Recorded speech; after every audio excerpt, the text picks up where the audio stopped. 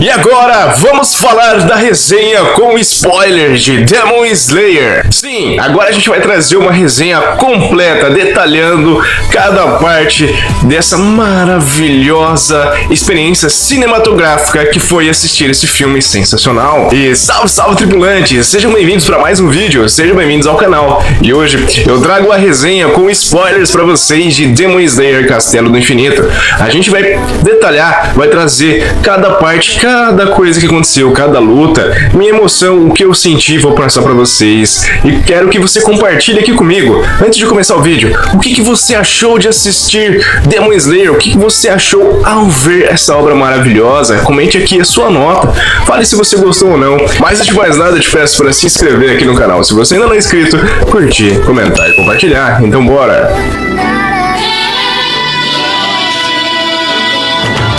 Você, assim como eu, ficou sem fôlego com Demon Slayer Castelo do Infinito, este vídeo é pra você. Hoje vamos mergulhar fundo, com muitos spoilers, hein?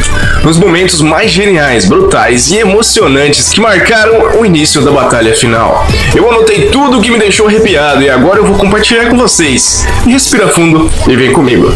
A queda no caos e a guerra de estratégia. E falando em estratégia, até mesmo entre os caçadores de Oni existem nerds. Mas é claro que a gente conhece diversos nerds no mundo da cultura pop. Gênios da tecnologia, estrategistas de batalha, mestres em diversas artes. Mas esse que eu vou te apresentar agora é o Cleverson, o nosso consultor nerd, onde ele vai te ensinar tudo sobre a vida financeira, tudo sobre como desenvolver seu capital e como realmente ir na caminhada do sucesso. E se você quer encurtar o caminho para descobrir e acelerar seus resultados e trabalhar sua estratégia financeira com quem realmente entende, prepare-se, porque o sucesso nunca foi sorte, foi decisão, esforço e estratégia. O Cleverson entendeu isso há mais de 13 anos e criou a metodologia nerd. Administra mais de 90 milhões em créditos e já liberou mais de 9 milhões só esse ano para quem decidiu virar o jogo. E a metodologia nerd criada por ele cobre as 3 principais áreas financeiras: investir, diversificar juros, financiamentos imobiliários e consórcios imobiliários e investimento, ou até mesmo conquistar sua primeira casa, seu primeiro imóvel, renda de aluguel, aposentadoria sólida, tudo com uma consultoria gratuita e análise de perfil personalizada. E agora, o que falta para você dar o primeiro passo? Chame o Cleverson aqui, escaneie esse QR Code e fala que você veio pelo canal do Capitão Kirk e seja muito bem atendido. Você terá uma consultoria muito boa de quem manja, quem realmente está há muito tempo no mercado. Então conheça o nosso querido Cleverson, o consultor nerd.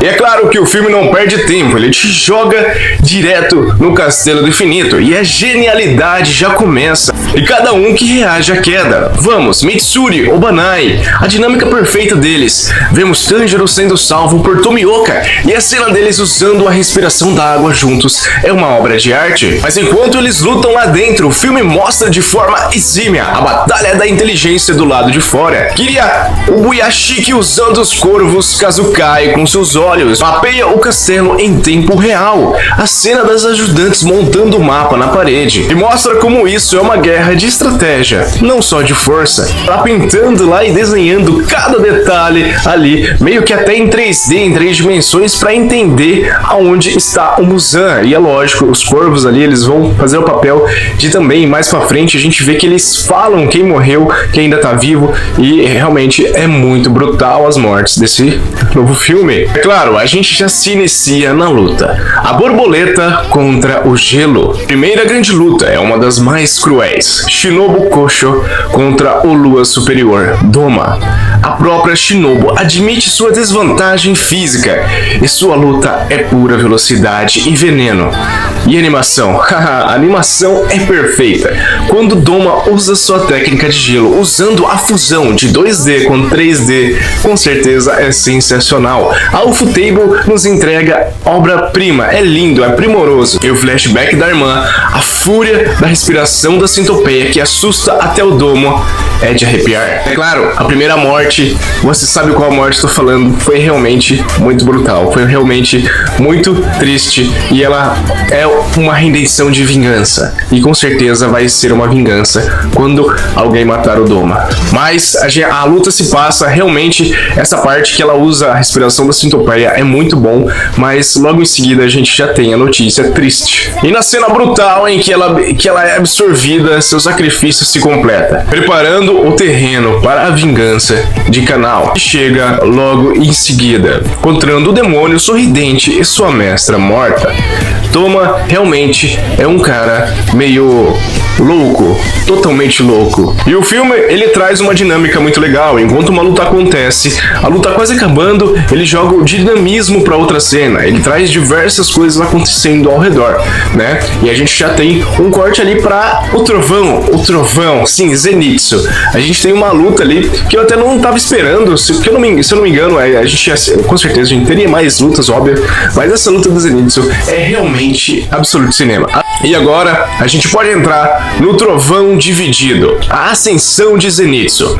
Mas é no meio de tudo isso que vemos a transformação mais esperada. Eu comentei isso na resenha sem spoilers e eu te digo que acabou o choro. O filme nos entrega um Zenitsu realmente no modo superior, no modo realmente sério, de verdade, um homem de verdade. Seu confronto com Kaigaku é pessoal. A revelação de que o mestre deles, Jigoro, cometeu suicídio pela traição de Kaigaku dá um peso absurdo à luta. Zenitsu, que só domina a primeira forma, é ferido gravemente. E aí acontece o impossível.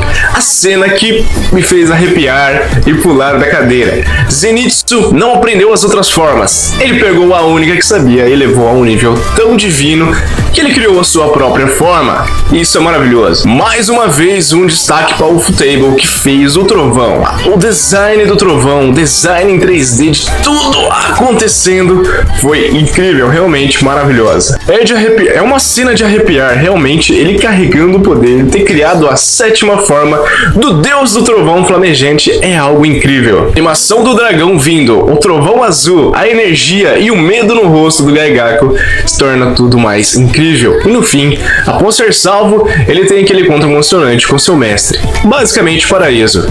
E o mestre diz que ele é o orgulho do Zenitsu. Mais uma cena emocionante para esse filme, com o fechamento perfeito da jornada de Zenitsu. Maravilhoso, maravilhoso essa cena. A Zenitsu é incrível, absoluto cinema. É claro, no decorrer da história ali, a gente tem alguns flashbacks, a gente entende várias coisas. O ponto que eu tenho que destacar aqui é como o filme conseguiu trazer flashbacks e conseguiu trazer um background para cada lua superior, para cada vilão. O Doma tem um background, tem um passado terrível e realmente ele era basicamente como uma divindade ali, pessoas oravam para ele e ele até fala, por que essas pessoas estão fazendo isso? Deuses não existe e é muito, o passado dele é até perturbador, por isso tem essa dualidade entre o cara meio psicopata, meio doido e meio surtado e aquela parte humana parece que ele nunca teve. Realmente é algo assim que o passado dele foi trazido à tona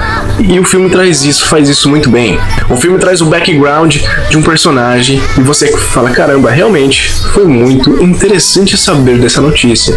E como o Kaigaku foi corrompido na luta com Zenitsu, é mostrado que ele realmente é um traidor, um cara que não teve, em nenhum momento pensou no seu aliado, no seu amigo Zenitsu. E essa dualidade na luta também com o Zenitsu, mostrando a parte do Kaigaku que sabe todas as formas e o Zenitsu que sabe uma forma só e aí desenvolve a sua forma. Essa dualidade na hora da luta é algo incrível, porque o Kaigaku se acha muito o mestre e fica até desdenhando do Zenitsu, do nosso novo Zenitsu. Porém, o passado do Kaigaku também é algo terrível, é algo que a gente vê que ele nunca esteve ao lado deles, ele sempre foi basicamente um traidor ali, um cara que quis se tornar Oni, quis se tornar mais forte. Depois a gente vê ele bebendo sangue, né, e se transformando em um Oni, né, usando ali as habilidades que ele aprendeu. Porém, a gente vê que ele sempre deixou o seu próprio ego na frente, né, colocou na frente ele mesmo e não ligou para nada. Eles mencionam direto a morte do seu mestre, né, E o Kaigaku sempre foi, basicamente, esse cara traidor. Eu te reconheço mais como meu sênior. Tem tanto peso, não é só uma declaração, é um julgamento. E depois que acontece, como eu já disse, a luta, o dragão, a sétima forma e a cabeça dele é cortada, a gente sente realmente o Zenitsu está em outra forma, em outro patamar. O filme nos leva a uma cena de Orokodaki cuidando da Nezuko. Sim, ela está ali, está se debatendo, ele usa o remédio que foi passado a ele, né, para ver se ela ia se recuperar e realmente se voltar totalmente à forma humana. E é uma coisa que ele fala, ele ainda pontua, se ele realmente conseguir, se a gente realmente deixá-la assim, o Muzan vai ter retrocedido 1000 anos na busca pelo sol. O que é mostrado ali é que a Nezuko se debate ali com os olhos fechados, ela está suando ali, então assim, parece que está fazendo efeito, mas a gente não tem mais notícias sobre isso nessa parte da história. E agora a gente chega para a revanche mais esperada. Tanjiro e a casa, a luta que todos nós estávamos esperando, a vingança pelo Rengoku. Ela já começa de uma forma muito boa, com Tanjiro cortando o braço de Akaza e Tomioka reconhecendo que ele atingiu um nível de Hashira. A luta em dupla é animal, misturando a água e o sol, causando a 11ª forma, deixa a calmaria, deixando a casa chocada. O estopim de fúria vem quando a casa zomba de Rengoku. A resposta de Tanjiro, não ouse dizer isso, dizer mais uma palavra sobre ele, é de arrepiar. E aí, é que a luta vira uma batalha de filosofias. Tanjiro destrói a lógica de Akaza com seu discurso sobre proteger os fracos. A virada acontece quando Tomioka desperta a marca do caçador. Realmente, essa hora é sensacional. Tomioka despertando a marca do caçador. A luta em queda livre é o espetáculo, mas a chave é o Tanjiro. Através de flashbacks com Inosuke e seu pai, ele entende o mundo transparente. E é realmente incrível esse flashback quando retorna e conta a história, conta mais o background ali com o pai do Tanjiro, realmente é algo incrível. E ele aprende essa nova técnica que basicamente o pai dele passou pra ele. A parte onde eles enfrentam aquele urso no flashback, né? O pai dele enfrenta e mostra pra ele, ele fica realmente encantado e assustado ao mesmo tempo de como o pai dele conseguiu decapitar o urso de uma forma tão rápida. E na luta o Tanjiro vê que tem um espírito de luta, as artes marciais que o próprio Akaza usa. Tanjiro aprende a apagar o seu espírito de luta. E o resultado é o resgate impossível, salvando Tomioka e cortando o braço do Akaza com uma velocidade absurda. Uma coisa que é muito legal é como o Tanjiro sempre é um estrategista de batalha. Ele sempre vê o que está acontecendo ao redor. E é por isso que ele consegue desenvolver o mundo transparente, que é o que ele viu com o pai dele no passado. E o pai dele o ensinou e ele acabou desenvolvendo ali. E apagando, como já dito antes, o seu espírito de luta. Ele vê cada detalhe e como ele percebe que o Akaza ele dá uns golpes muito precisos, ele consegue muita velocidade e aí é que ele descobre o mundo transparente e é algo sensacional. A luta, com certeza, mais um ponto, mais uma vez, a animação indiscutível, animação linda e muito boa realmente. E essa luta, com certeza, se fosse só pra ir por essa luta, é o que eu disse antes, é o que eu disse na resenha sem spoiler, só por essa luta já valeria muito o seu ingresso. E ali, chegando no final da luta, a casa usa sua forma máxima, mas Tanjiro entra completamente no mundo transparente. Essa cena é animal. Ele desvia de tudo como se o tempo passasse devagar. Em um golpe silencioso e bizarro, corta a cabeça de Akaza. A cena é simplesmente sensacional. Claro, a gente tem a cena bizarra que surpreendeu a todos. O corpo sem cabeça de Akaza, que se levanta de novo, novamente para lutar. E o passado de Akaza, o passado pesado e triste. E esse passado é o que mais a gente vê, é o que mais demora para passar, porque realmente é um passado muito aprofundado. E é muito mais além do que a gente pensava. Ele é um cara que queria ficar mais forte a todo custo. Ele apanhou de todos os guardas porque ele roubava. Ele realmente ficava muito bravo.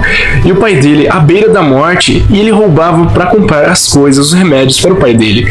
Ele fica incrédulo e muito bravo, mas o passado dele realmente é triste. Ele era um garoto que não roubava por maldade, mas para comprar remédios. Exatamente, ele apanhava, ele era marcado como criminoso nos seus braços, mas continuava movido pelo amor. E a tragédia começa quando seu pai, sentindo-se um fardo, comete suicídio, deixando ele consumido por uma raiva sem propósito. E a gente tem uma nova esperança, o encontro com o mestre no dojo, chega um mestre do dojo, chama ele para se entregar. E depois da notícia, depois que ele bate em vários guardas com sua mão livre, que basicamente só ali nos punhos, chega um mestre do dojo, um mestre que tem um dojo de artes marciais, e ele chega e fala pra ele se integrar ao time, sim, na verdade se integrar a ele, né, porque ele vai ser o único aluno.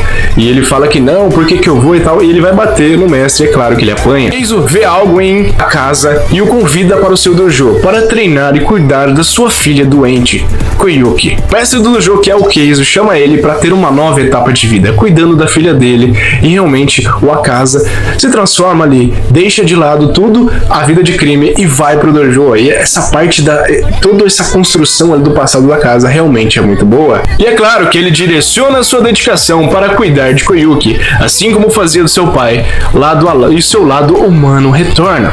Ele se apaixona por ela, sua saúde melhora, e ele se torna um mestre no estilo Suryu, a arte marcial de Keizo, que mais tarde se torna a base corrompida da sua técnica destrutiva de Akaza. E o Akaza acaba assumindo o dojo por já se tornar ali o mestre faixa preta. Seu mestre fala para ele ficar com sua filha, com a bênção do seu pai e a bênção do sensei. Ele fica todo feliz, ele chora e tudo mais. E é muito triste porque a promessa de um futuro brilhante, sendo o dono do dojo e ficando com a filha do mestre, é algo que a gente pensava que ia dar certo. Porém, o filme te traz mais uma vez para a tragédia, a morte que está presente na vida do nosso Akaza. E é claro, o povo ali naquela vila do lado, né, envenenaram o poço onde eles tomavam água. E sua futura esposa, que é a filha do sensei, e o próprio sensei morre, os dois morreram assim que ele chega, depois de visitar o túmulo do seu pai, que ele chegou ali, né, e conversou com o túmulo, e conversou ali com o seu falecido pai, com a lápide do seu pai. E quando ele retorna, essa cena realmente é brutal. Ele vê os dois mortos porque foram envenenados. O poço deles foi envenenado, a água que eles tomavam,